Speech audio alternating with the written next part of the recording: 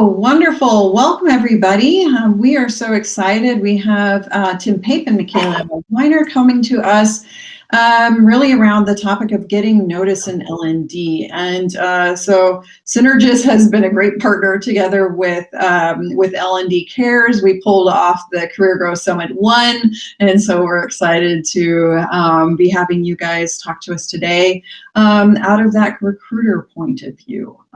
So we are set to jet. I will just hide myself. Remember, everybody, use the session feed. If you have any questions, use the Q&A. And if you'd like to come up on stage, raise your hand. Thanks, Liz. And good morning, good night, happy lunch to everybody that's on. I know there's people from all different time zones, but just to introduce ourselves, we've partnered with L&D Cares here at Synergist since the beginning of last year. And what Synergist does is we provide managed service offerings for project-based L&D work to large enterprise customers. What we do here in the Bay Area, which is our office, is you can look at us as a matchmaker recruiting agency focused on the human capital part for project-based work. And then we also have an arm of our business that handles full-time recruiting for needs there. Here in the Bay Area, as most of you probably would have guessed, we focus on big tech clients. So our three main clients here are Google, Apple, LinkedIn, and a few of the other big tech firms in the Bay Area. And Mikayla is actually our recruiting manager, and she focuses on all L&D based projects. So she's going to give us a fantastic insight into a point of view from a recruiter and how they go about sourcing new L&D talent. And it's all about constantly being out there to get noticed. So I'll let her take it from here. Thank you so much. And hello to everyone. Just like Tim said, my name is Mikayla, and I am an L&D focused recruiter. So I'm very excited to share with you guys today just some tips and tricks that Tim and I have come up with and learned over the years to really help make your resume and portfolio stand out as an L&D professional. So starting off at a high level, we wanted to share what we think is our job seekers' go-to 3. So each of these pieces holds its own weight, and a well-rounded job seeker is going to be able to share their experience, their creativity, and who they are as a learning and development professional through these 3 things. So first on the board, you guessed it, resume, very, very important. Second, a LinkedIn profile that's clean and polished. And lastly, a portfolio and work samples to show your creativity.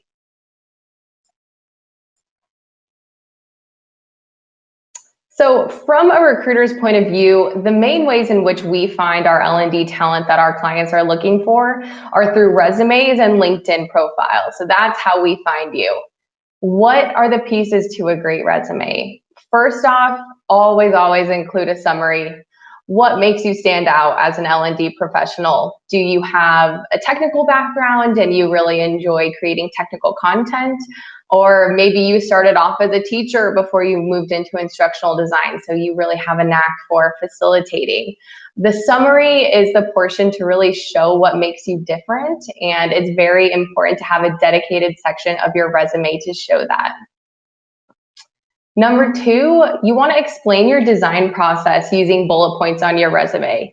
So yes, hiring managers, they want to know, have you created instructor-led or e-learning material? But most importantly, how did you create those materials?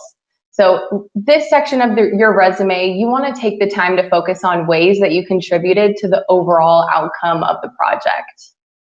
And number 3 is keywords. So it's extremely important to include keywords on your resume that easily catch the eye of a recruiter. So tools that you've used, technologies you may be proficient in, learning methodology, all of these things should be listed on your resume, and I'll get into the importance of those keywords in our exercise on the next slide. As for your LinkedIn profile, I always encourage my candidates to put as much of their resume content into the job responsibilities that are listed on their LinkedIn profile. Number two, a professional headshot. You know, it may seem silly and a tiny detail, but statistics actually show that profiles that have a picture get about 21 times more views and 9 times more connection requests than profiles who don't have any picture. And lastly, keywords again. So tools, technologies, methodologies, all those are very, very important to add as well. All right, so in my previous slide, I mentioned how important keywords are, and in this exercise, I'm going to show you firsthand exactly why those keywords are so important. So in this, Tim is going to be acting as our hiring manager, telling me, the recruiter, what type of instructional designer he's looking to add onto his team. And then we're going to go on to LinkedIn all together and find Tim his ideal candidate. Alrighty, Tim. So talk to me a little bit about what you're looking for in the candidate you'd like to add onto your team. Absolutely. Thanks, Mikayla. So typically what we're looking for is an instructional designer. Anybody that can do the job would be great. Well, there are hundreds of thousands of instructional designers out there. Tell me a little bit more about the type of work this person is going to be doing. Sounds good. Sounds good. Yeah, you're right. What we're going to be looking for here is we're doing a whole new onboarding program. It would be great if we could transition some of our old material into a fun e-learning that is very interactive, maybe has some quizzes involved. Also, we utilize Captivate here, Adobe Captivate. It would be great if that person has project work in their portfolio or work samples that can show me what they've done within that tool. We follow the ADDIE model. If you could find somebody that has that experience, it'd be awesome. I expect us to be going back into the office this summer after the pandemic. We're in the New York area, so if they could come in 1 to 2 days a week to collaborate, that would be ideal. All right, your perfect candidate, Tim, coming right up. So, all right, I'm now going to share my screen and show you guys what a live look into LinkedIn Recruiter looks like for recruiters and how we search on this platform. So it may seem silly, but profiles are populated for us based on keywords. It's really focused on an algorithm.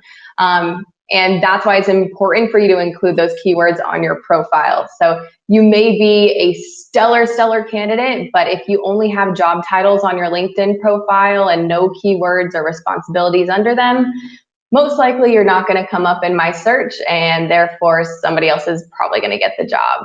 So first of all, so this is LinkedIn. This is exactly what it looks like when any recruiter logs in to do a brand new search.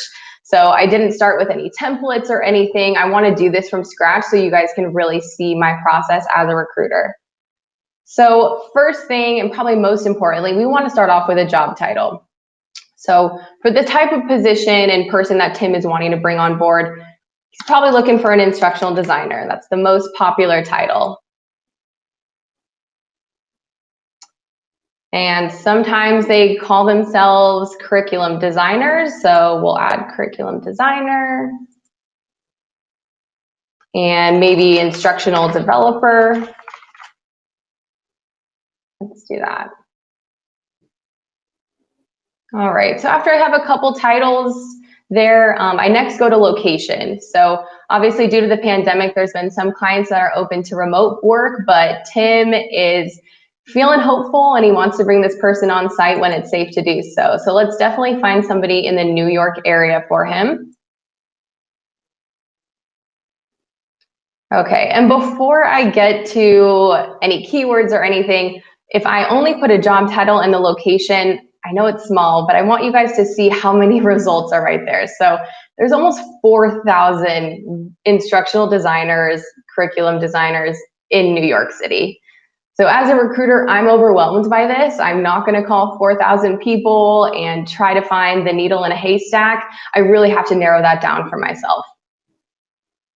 So if I scroll down here to keywords, what we're going to do is create a Boolean search. And what that does is it puts keywords together and it populates candidates' profiles based on the keywords that match my search. So based on what Tim was telling me, we know we definitely need somebody with e-learning experience. So we'll put e-learning there. And, or, excuse me, some people may list it as online. So we'll put e-learning or online. Next, we know they need to have experience with Adobe Captivate. So some people list it as Captivate. We'll put that. Or we'll put the full name, Adobe Captivate. Next, we know they need to have experience with the ADDIE methodology, so we'll put ADDIE. And lastly, they need to have done onboarding training. So onboarding will be our last keyword. Enter. Of course, it says it's not formatted correctly. Let's take a look here.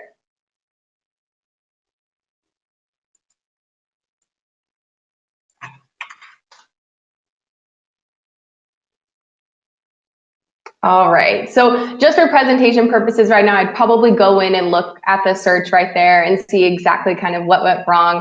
But usually if I have all the keywords in there that I mentioned, it brings it from about 4,000 results to 1,000 or to about 53.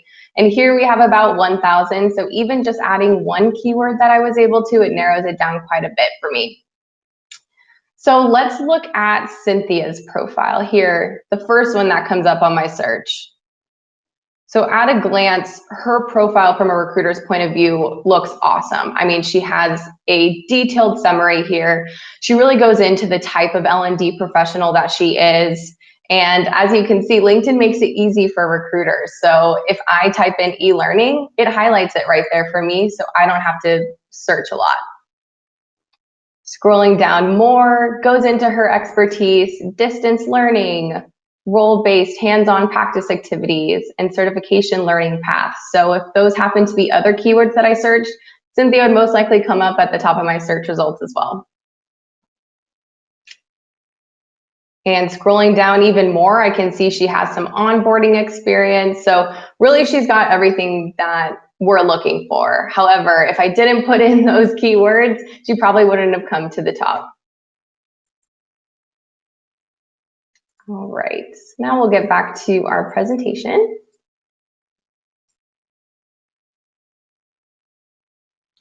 So that, it was just a look at LinkedIn. I showed you guys a little glimpse into how recruiters create a Boolean search. And you know, with LinkedIn, there's certain filters. However, we use Boolean searches for different job sites such as Indeed, Monster, Career Builder.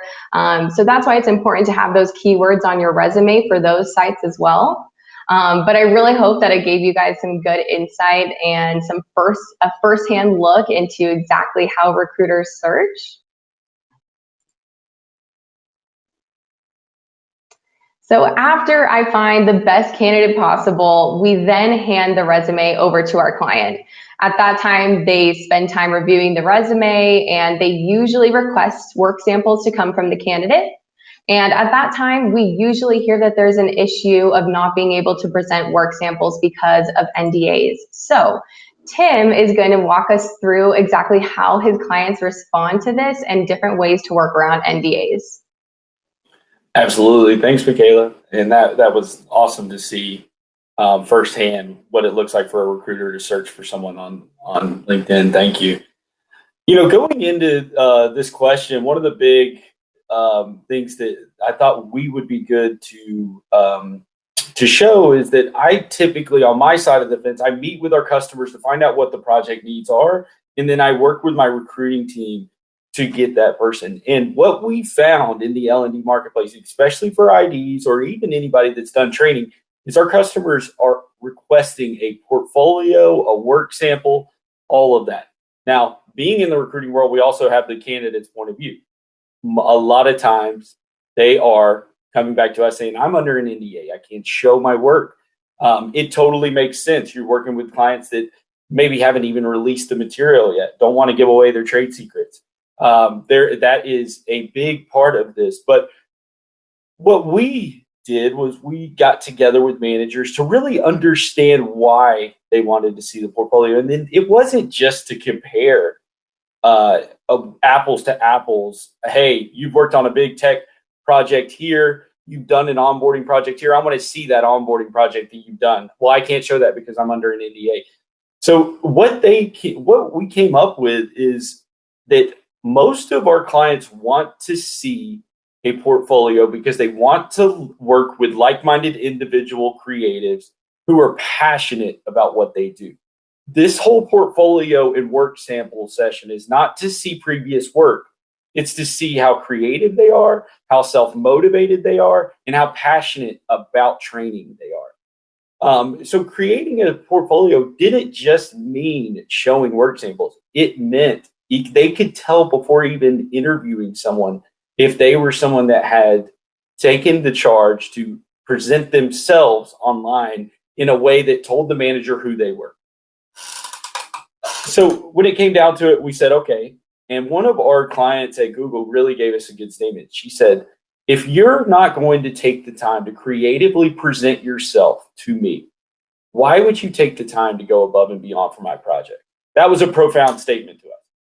We said, we understand that, but let's think of ways that we can work with our candidates to be able to give them the tools to set up a good portfolio for themselves or even share work samples. So you can go and you can create a site via GoDaddy or Wix and easily get out some of your passion on paper there, on the web there. You could also create samples outside of work, but there is godesignSomething.co. It is a great site that can get your creative juices flowing because it gives you a training prompt for you to use that you can creatively create the project yourself. And that's all our customers are looking for. The results we found after using this over the past couple of years is that our candidates are 75% more likely to get the interview with a customer when you have a portfolio rather than when you don't. I did see the question pop up. Sorry, that's why I look off to the side. It is godesignSomething.co. It's the third thing down under handling NDAs. So what we found is that most of our customers are perfectly fine with a short summary of the candidate themselves, a creative summary, and then also a couple of work samples that they've done on their own time. I hope that helps for anybody creating those and for anybody that has had this issue before of trying to show work when you're under an NDA. And that is about it for us. We're going to take Q&A at this time.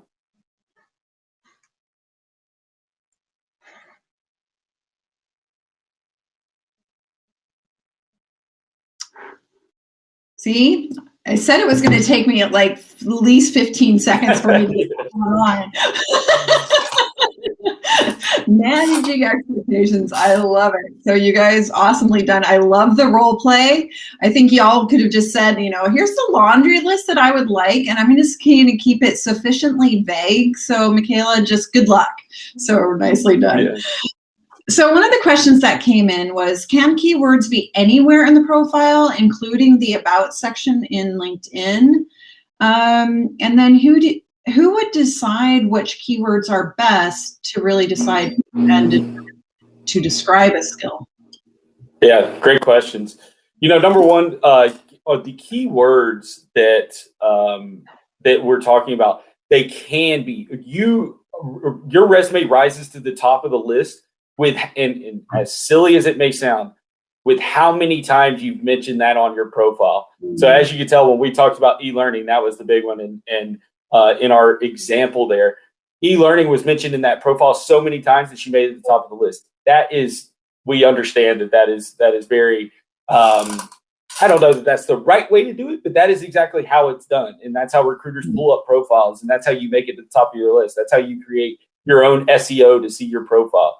The other question around the keywords that we come up with. So believe it or not, us in recruiting firms, we have worked a lot on project needs or even full-time needs for customers. So when we see onboarding, we're also going to look at everything that goes into that. Like there are university programs within companies. So we type in university a lot. We did a very short example to show you. But we also take that onboarding piece, or we'll take that Captivate piece, and we'll put in articulate storyline. We'll use the different tools that are used out there to bring up people, like-minded people, to fit in that scenario. But we do, as a recruiting agency, we come up with those keywords. And as recruiters that are internal to their companies, they oftentimes come up with those keywords. Yeah. Yes. And just to add to that, oftentimes recruiters start off with what we call a home run search, which is what I was trying to give the example of. So basically, I included every single thing that Tim wanted in that instructional designer, and only those people would come up. However, when we've gone through all of those candidates as recruiters, we then open it up. So like Tim said, if somebody has experience with Adobe Captivate, as a recruiter, maybe I'll put or articulate storyline, because maybe they'll be able to pick that up because it's a similar tool. So we typically start with that very specific search and work backwards from there. Well said. I love it. One thing that comes up quite often is this aspect of using Canva or a website. So the question is, do you think utilizing Canva to create a PDF version of a portfolio that lists some of your work, or would it be best to utilize the website like you suggested?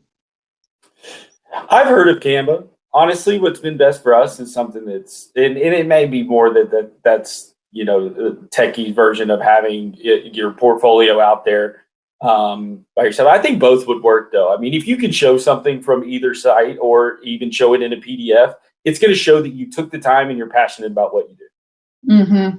Yeah, well said. Thanks, Tim. I love it. So one thing that also comes up quite often is, LinkedIn Learning, and we're able to complete courses. So would you say that completing courses on LinkedIn Learning is worthwhile? And if so, do certification add-ons populate in terms of keywords? Does that bump you up? Absolutely. Yeah. Well, I was just going to say ahead. there is a function, I may have skipped over it when I shared my screen on LinkedIn, but there's a way for us to search certifications. So if a hiring manager brings up that they'd like somebody to be certified in something on LinkedIn, we can actually search for that. And even if we do put it as a keyword or a Boolean search, if you have it listed on your LinkedIn, it will populate as well. Mm-hmm. Awesome. Thank you, Mikayla. Another question came in is, what LinkedIn tips do you have for someone seeking an L&D manager role? That's a great question. So oftentimes we say this, we have a particular customer that's in that techie world here that is looking for people that have stakeholder management. They can own the process all the way out and do the design. And so when we look for those tools, we also obviously are interviewing all these candidates. When you are looking for a management role, what we want to see is that people management or is that project management? And so oftentimes what we're looking for is how, you want to list things out, how many direct reports you had. Are you doing one-on-ones? Are you doing performance management? And then on the other coin is, are you meeting with stakeholders to gather those requirements and then delivering on those requirements? Yeah. Those are things that we look for that aren't so much what is a tool that you've used. Yeah, I love it. And I think it's really expanding upon that, because it's one of those things is that, like Mikayla said, tools are learnable. So it's a different thing in terms of your approach and your learning agility. We can get the tools. There's the other pieces that are harder to get. So this is a little bit of a philosophical question, but it says, how many companies tend to want instructional designers that will just execute designs on predetermined content or solutions, compared to those looking for those with an ISD background who also have the performance consulting skills to question stakeholder assumptions and recommend more effective options and learning solutions? Yeah, that is a full-on comprehensive question, but it's very relevant, because we hear this all the time. Like, are we bringing in somebody that can just knock out the work, or are we bringing in somebody that's going to impact the organization and impact the project moving forward? Are they going to give feedback on what should be done for the learner? And we have customers that ask for both. Oftentimes what we're looking for with those, and Mikayla didn't show this section of LinkedIn, but we can look at the different companies you've worked for. And if you've worked as a consultant or in a consulting firm, we're going to try to find you for those positions that they're looking to make an impact to the actual organization and the project moving forward. And so we'll look up big consulting firms that you guys know about within the L&D world. And then on the other side of the fence, when we're looking at somebody that is going to come in, knock out a deliverable that's already predetermined, those typically are people that can show work samples, and they're a little bit more junior in their career. So we're going to go for somebody that has probably worked in an enterprise environment under a very strict team. And that's how we search for those types of roles. Yeah. Awesome. I love it. Well, I can't thank you guys enough. Awesomely done. This session is recorded. Please connect with both Mikayla and Tim. Can't wait to see you guys again. And excellent question.